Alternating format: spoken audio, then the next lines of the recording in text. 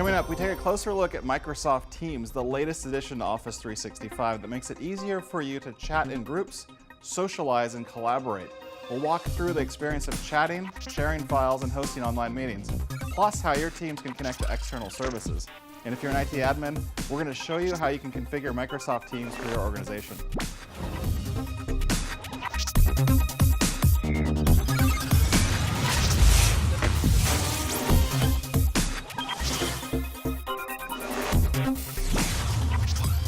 I'm joined today by Dan Stevenson, one of the product leaders for Microsoft Teams. Welcome. Thanks for having me. So when you think about Office 365, it's really built for collaboration. We've got applications that span email, file sharing, social, and communications, but what changes with Microsoft Teams? Well, that's right, Jeremy. Office has a bunch of different options for collaboration. And then with Microsoft Teams, we're bringing all these tools together with a real focus on how people work together in a team. We start with chat. We build it around chat. Chat's this really effective, natural way for teams to communicate. It's fast, it's friendly, it's informal. And then around that, we have files from your SharePoint team site. We have notes from OneNote.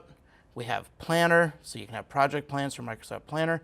We even pulled in your Exchange calendar. So it comes all together in this chat-centered team workspace that persists over time. So it's really a great hub for teamwork, but how easy is it to set up the experience? It's actually really simple to get going. Let me show you.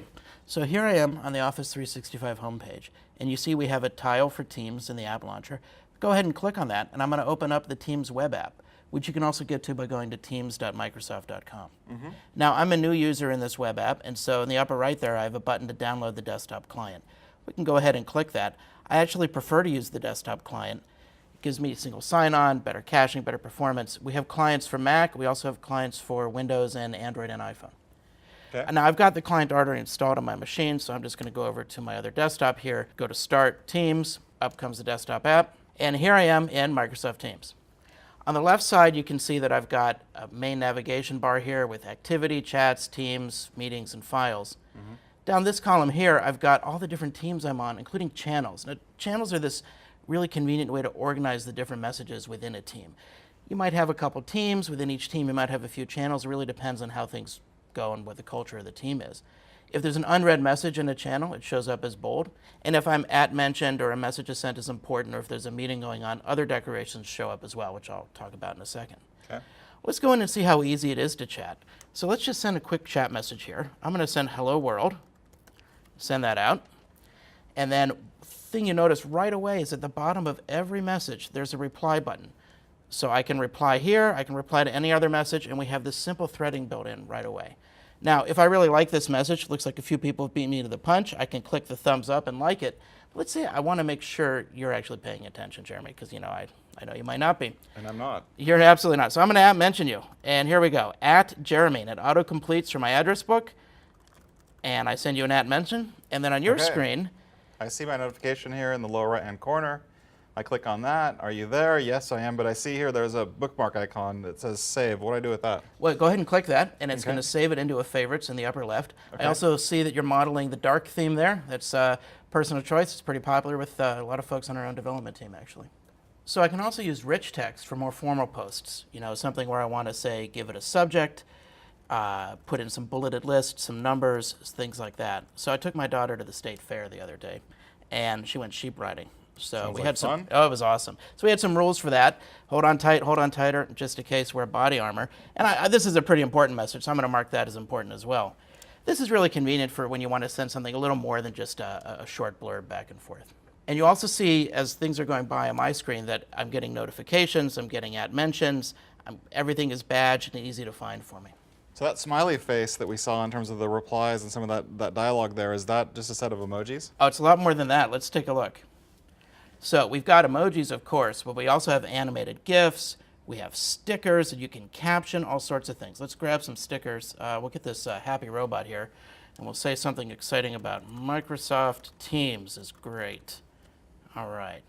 Just drop that right in there. All right. This is it's not just for fun. It's actually part of the social dynamics in a team. It goes beyond just plain text on a screen. It makes it a little more fluid and informal and friendly for a team to get together and really work in a chat environment. Looks like a really great set of experiences to start chatting and really share ideas with your team members, but how do I go about actually collaborating on a set of docs? Yeah. So I'm going to switch to the partner marketing event channel here, and you can already see there's some files have been uploaded. Let's grab another one in there. So I'm going to go to my OneDrive for Business, and I've got a tips for Microsoft Teams file that I want to share with everybody. Put a quick message on it if I want, and send it. Now, that file got posted into the chat, but it did a lot more than that. It actually got uploaded to a SharePoint team site that we create every time we create a team, because we're based on Office 365 groups. Within that team site, we have a folder for every channel, and in that folder, I'll go up here and click on Files. You can see all the files that have been uploaded for that channel.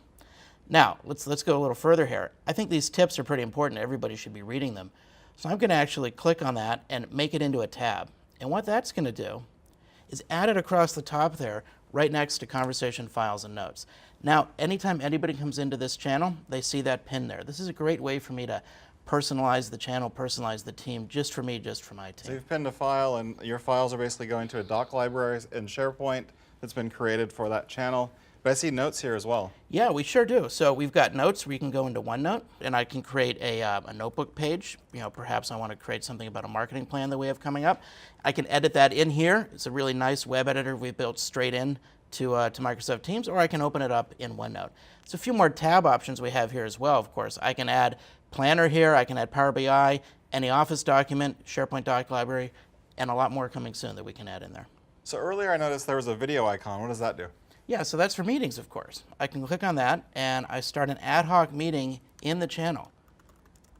I'm going to go ahead and start that up here. And anybody who's in the channel, or actually in Microsoft Teams in my team, is going to see a notification that there's a meeting going on. Now, they're not automatically joined to it, but I can click on somebody and bring them in. So I'll bring you in. I'll see if a couple other folks can join here. We've got a bunch of people joining in here. Up to actually 4 videos will show side by side, and then if more people join, we'll have more over time. If people chat in the meeting, we'll see that those chat messages show up. And then once I hang up, I have this record of the meeting in my chat history. So I can go back and see if there were notes that were taken, or there were documents that were shared, or anything like that. It shows up in the history for that meeting. This looks like a really easy way to spin up impromptu meetings, but what if I want to schedule a meeting? Yeah, so we've got that too. I'm going to go over here and click on Meetings, and it's pulling all my meetings down from my Exchange calendar. I can click to join a meeting if it's online in Skype for Business or in Microsoft Teams. And if I want to create a new meeting, all I do is click this button down here, and it schedules a new meeting within Microsoft Teams. So everything here by default is shared with the team, but what if I don't want to share with everyone on the team and just have one-on-one conversations or chat with external users? Yeah, so a lot of work actually does happen in smaller conversations. Let's go over here to chats. You can see I've got a bunch of one-on-one chats going on, even group chats. I've got one going on with you here. You can see that it works very similarly to the channel conversation we had within the team. In fact, I've got the same kind of workspace built around my my one-on-one chats. I've got files and notes. I can see an org chart. I can even see an activity feed of everything you've done in Microsoft Teams. And in the top right, of course, I can do an ad hoc video call or audio call with you. Great stuff. So what if I want to bring in another service into the team chat? Yeah, so that fits really well with our hub model. We start with chat. Around that, we have files, notes, and tabs. And then we have connectors, which let you bring in external services.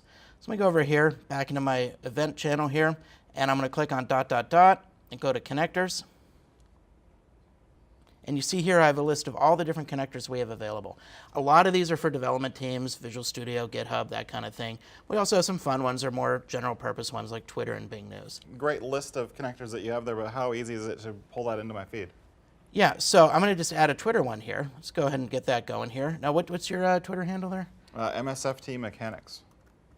All right, and let's grab your mentions and retweets. Okay. And we'll do this as soon as they come in, so we know the moment something's going on in the Twitterverse that impacts Microsoft Mechanics. We'll save that. Close out of here. And you can see we already started getting some coming in. Here's one about migrating your OneDrive for Business files, and a couple other posts as well that came in. Does this work also on a mobile device? Yeah, it sure does. Let me show you here. So here I am on my phone. I've got my alerts. I've got chats on my private one-on-one and group chats. I've got my teams. So if I want to bring something up in a channel, I can do that. And then I even have files. So if I want to bring up a file, I got it right there within the app, Microsoft Teams on my phone. And of course, with push notifications, I'm never more than a buzz or a ring away from my team. So really great for keeping up with your team on the go, but switching gears for a second, what's the story for IT admins? I know a lot of people are watching today that are admins. What kind of controls have you put in place in terms of managing the implementation and the rollout of Microsoft Teams? Yeah, well, we didn't forget our admins. First, Microsoft Teams is part of the Office 365 suite plans like Business Premium and E3. Second, as I said earlier, we're built on top of Office 365 groups, which gives us a lot of IT capabilities right out of the box. We've got an admin UI, and I'll show you here. I'm in the O365 homepage. I'm going to click on Admin, and I'm going to go into the Office 365 Admin Center, and under Services and Add-ins over here, and down there at the bottom of the screen, you see Microsoft Teams. Go ahead and open that up, and this is the very important first step you need to take. During our preview period, we're off by default, so we want to make sure that everybody turns us on and starts using Microsoft Teams within their company. Now, we have a few more settings, of course. You can do things like manage the showing of the org chart, notifications, feedback. If you want to manage who can actually create a group, you actually go to the Office 365 Groups control panel. Because we're based on O365 Groups, we get a lot of benefits from that. Say you want to decide whether or not you can have screen sharing or video in a meeting. We have some settings for that. And then in messaging, we know that people like these the GIFs and the stickers and the memes, but it may not be for every team. So we give you some options to turn those on or off. I always like to turn them on, of course. And you can do a content rating depending on the sensitivities within your company. We have a tab switch, so you can decide whether or not you want to allow tabs to show up. And then down here, we have some settings that let you configure bots. What are the bots about? Yeah, so bots in Microsoft Teams let you interact with apps and services directly from a chat. We're working with companies like Poly, Mecam, and StatsBot, to name just a few. And you'll see these lighting up in Microsoft Teams over the coming months. Our help system is actually also a bot called Tbot. You should try and chat up Tbot if you have any questions. Bots are also a great way for any developer to integrate a service directly into Microsoft Teams using the Microsoft Bot Framework. We could probably go on another 20 minutes just on that. For those viewers at home interested in terms of security and compliance policies that we're meeting, kind of the controls there, what are we doing for Microsoft Teams? Yeah, so we're part of Office 365, so we're covered by the O365 compliance framework. That includes things like SOC 2. And then because we're based on SharePoint and OneDrive for Business, you get all the security and compliance controls that you already have for files. For chat messages, we're working on archiving and e-discovery via Exchange. So what else can we expect? What are you working on in the future in terms of taking Microsoft Teams further? Well, we just launched, but we're constantly updating Microsoft Teams. We're working on better support for different types of teams and organizations and lots more. We're also going to be announcing a lot more integrations via tabs, connectors, and bots, both from Microsoft and our partners over the coming months. It's really useful stuff. I'm watching this at home. How can I try this out? Yeah, so first thing is, if you're an admin, turn on Microsoft Teams to your tenant, just like I showed you. Then to use it, look for the tile on the Office homepage.